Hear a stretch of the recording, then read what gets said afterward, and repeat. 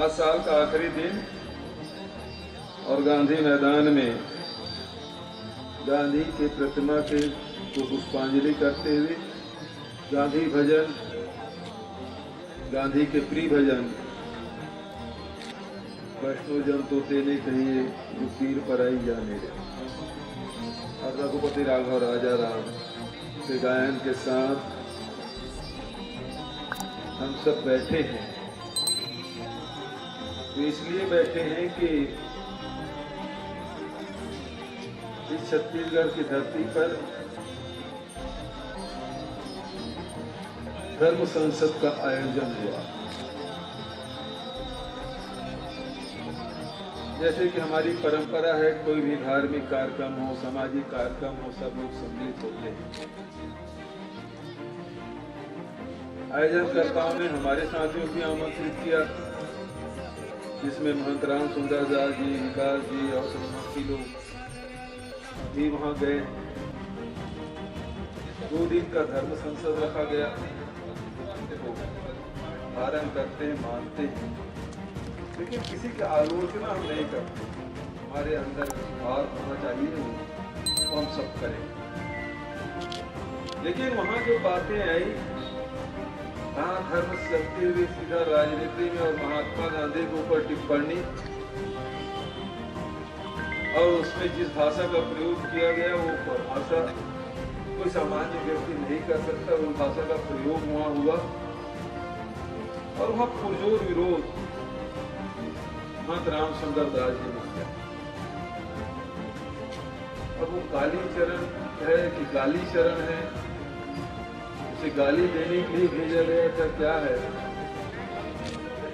उसके पीछे क्या उद्देश्य है, हम लोगों को नहीं पता।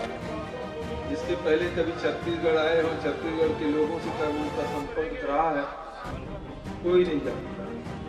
लेकिन अचानक वो प्रकट हुए और महात्मा गांधी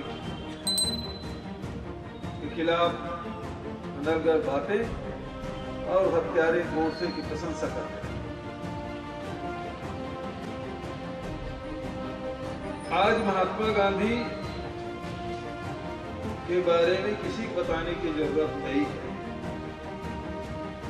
लेकिन जिस समय महात्मा गांधी जीवित थे, उस समय के महापुरुषों ने उनके बारे में क्या कहा,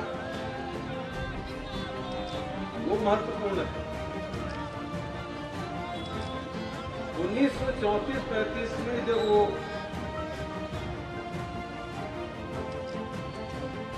रविन्द्रनाथ टैगोर के आश्रम में गए, तो उनके स्वागत में एक गीत बनाया गया था, जो गाय यही गीत बना, एकला चलो।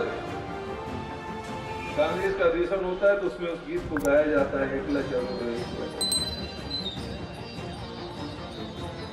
और उसके बाद जो स्वागत भाषण हुआ, रविन्द्रनाथ टैगोर ने सबसे पहले महात्मा का प्रयोग, गांधी जी के लिए महात्मा का प्रयोग रविन्द्रनाथ टैगोर ने किया।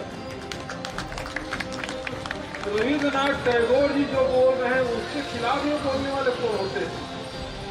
क्या रविन्द्रनाथ टैगोर को हम नहीं मानते? क्या रविन्द्रनाथ टैगोर से बड़ा एक कालीचरण हो गया है? या तथाकथित जो आजकल भाजपा और आरएसएस के जो एजेंट बने हैं, वो उससे बड़े हो गए हैं, जिन्होंने महात्मा की उपाधि दी? दूसरी बात मैं कहना चाहता हूं, सुभाष बाबू के बारे में कौन नहीं जानता, जिन्होंने तुम मुझे वोट दो मैं तुम्हें आजादी दूंगा का नारा लगाया, और यही त्रिपुरी अधिवेशन में उसे कांग्रेस का राष्ट्रीय अध्यक्ष बनाया गया। गांधी के थे जो कांग्रेस के विचार थे, उसे इतर विचार सुभाष चंद्र बोस के। कांग्रेस ने प्रस्ताव पारित किया था कि हम सत्य और अहिंसा के रास्ते पर ही ये लड़ाई लड़ेंगे, और सुभाष बाबू हथियार की लड़ाई चाहते थे। और तब ये बात सरदार वल्लभ भाई पटेल ने कही नेहरू जी से कहा कि ऐसे व्यक्ति अध्यक्ष बने हैं जो कांग्रेस के सिद्धांत के विपरीत विचार रखते हैं। और ये बात पहुंचाई कि सुभाष बाबू के पास, सुभाष बाबू का बिल्कुल ठीक आप कह रहे हैं। और जब उन्होंने वो पद त्यागा था, वैचारिक मतभेद थे, एक अहिंसा का रास्ता, एक हिंसा का रास्ता। सुभाष बाबू जर्मन गए, जापान गए, वहां जाके सेना इकट्ठा किया, उसके बाद आक्रमण की और लंबी कहानी है, उसमें मैं नहीं जाऊंगा। लेकिन रंगून का जो रेडियो संदेश है उनका 1944 का है। इतने मतांतर होने के बाद सत्य और अहिंसा और हिंसा के रास्ते में दो महान व्यक्ति लगे हुए थे। हिंसक का प्रतिनिधित्व, आक्रमण युद्ध का प्रतिनिधित्व सुभाष बाबू कर रहे थे और अहिंसा का प्रतिनिधित्व महात्मा गांधी और कांग्रेस पार्टी कर रहे थे। रंगून के रेडियो संदेश 1944 में, समझता शायद 1944 हुआ। सुभाष बाबू ने उस रेडियो संदेश में father of nation Mahatma Gandhi का राष्ट्रपिता यदि किसी ने कहा है तो सुभाष चंद्र बोस ने कहा है। और उसे ये लोग चाहते हैं कि फादर ऑफ नेशन मानने से इनकार करने होता क्यों है? सुभाष बाबू ने बड़े हो गए। वैचारिक मतभेद होते हुए भी जो बातें सुभाष बाबू ने कही वो भी रंगून रेडियो से, उस बात को आप झूठलाना चाहते हैं। इसका मतलब आप सुभाष बाबू से आप सहमत नहीं है। और देश के महान विभूतियों के दो उदाहरण मैंने दिया आपको। तीसरा उदाहरण मैं देना चाहता हूं जो पूरी दुनिया में महान वैज्ञानिक आइंस्टीन के नाम से जाना जाता है। आइंस्टीन ने क्या कहा, वो भी समकालीन था। और उन्होंने कहा भविष्य की पीढ़ियां इस बात पर विश्वास करने में मुश्किल होगी, भविष्य के पीढ़ियों को इस बात पर विश्वास करने में मुश्किल होगी कि हाड़ मांस से बना व्यक्ति कोई इस धरती पर आया। यह आइंस्टीन ने कहा। उसको झुठलाने की कोशिश राष्ट्रपिता महात्मा गांधी जी के बारे में जिस ढंग से देश में, देश के लोगों के सामने जिस ढंग से अपशब्दों का प्रयोग किया जा रहा है, जिस ढंग से गांधी जी को गालियां दी जा रही है, आज कहीं न कहीं बापू हम शर्मिंदा है, तेरे कातिल जिंदा है।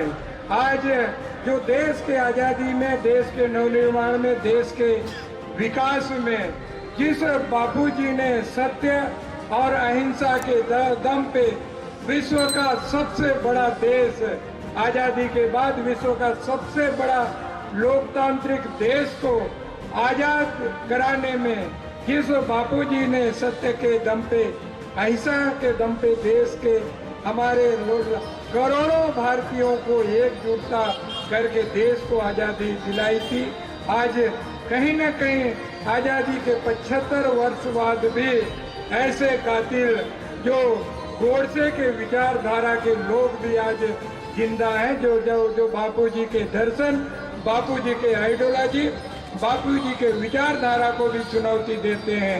आज हमें इस देशवासियों को शर्मसार कर दिया। आज विश्व के लोग आज गांधी जी के दर्शन को मानने के लिए मजबूर है। आज अमेरिका के राष्ट्रपति जी, वहाँ के उपराष्ट्रपति जी, यहाँ के प्रधानमंत्री माननीय मोदी साहब अमेरिका जाते हैं और अमेरिका के राष्ट्रपति जी भी कहते हैं कि भारत देश को गांधी जी के दर्शन के अनुसार, गांधी जी के विचारों को लेकर आगे बढ़ना पड़ेगा। जैसे विश्व के कई देश, चाहे अफ्रीका हो, अमेरिका हो, अन्य जो लोकतांत्रिक देश हैं, वहाँ की सरकारें भी गांधी जी के दर्शन को मानते हैं, मगर आज यहाँ की जो केंद्र में बैठी, जो तथाकथित ऐसे विचारधाराओं को फलीभूत करने वाली सरकार, ऐसे लोगों को जब चुनाव आते हैं तो ऐसे लोगों को भेजकर, लोगों को दिग्भ्रमित करके, वोटों की ध्रुवीकरण करके सत्ता हासिल करना चाहते हैं। तो हम सब देशवासियों को जागना पड़ेगा साथियों। आज कहीं न कहीं जो गांधी जी के दर्शन को जिस ढंग से पूरे देश ने, विश्व के लोग मानते हैं, हम कांग्रेस जनों को भी गांधी जी के दर्शन को मानना पड़ेगा। इन्हें इस देश को एक सूत्र में पिराया था, जो जोड़ने वाली विचारधारा, जो एक हम सबको एक नारा दिया था कि मजहब नहीं सिखाता आपस में बैर रखना, हिंदी है हम वतन है, हिंदुस्तान हमारा। यह हिंदुस्तान सभी धर्मों, सभी वर्गों, सभी जातियों का देश है। देश की 135 करोड़ जनता, देश का संविधान सभी धर्मों को समान अवसर देता है। देश का संविधान सबको मौलिक अधिकार देता है कि हम अपने धर्म, साधना, उपासना, हम स्वतंत्र रूप से इस लोकतांत्रिक देश में हम स्वतंत्र रूप से पूजा आराधना कर सके।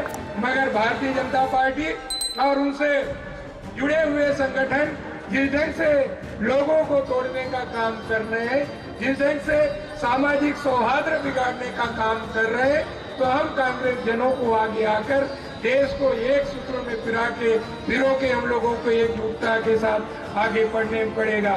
साथियों, सरकारें आती है, सरकारें जाती है, मगर यह लोकतांत्रिक देश रहना चाहिए। यह देश का हमारा संविधान रहना चाहिए।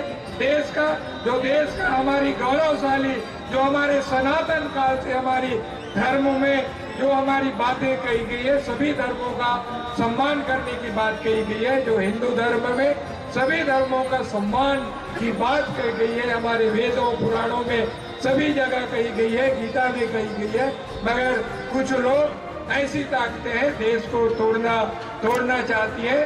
साथियों, हमें ऐसे ताकतों से मुकाबला करना पड़ेगा। आज कहीं न कहीं हमें जो बातें हैं, ऐसे ताकतों को हम लोगों को मुंहतोड़ जवाब देना पड़ेगा। आप सब ने इस जो मौन धरना 2 घंटे में आप सब आए, मैं प्रदेश कांग्रेस कमेटी की ओर से आप सबका बहुत बहुत धन्यवाद और आभार प्रदर्शन करते हुए मैं अपनी बातों को विराम देता हूं। धन्यवाद।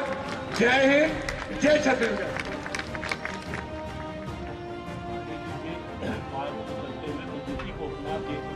देश का सर्वांगीण विकास करने वाले हमारे मुखिया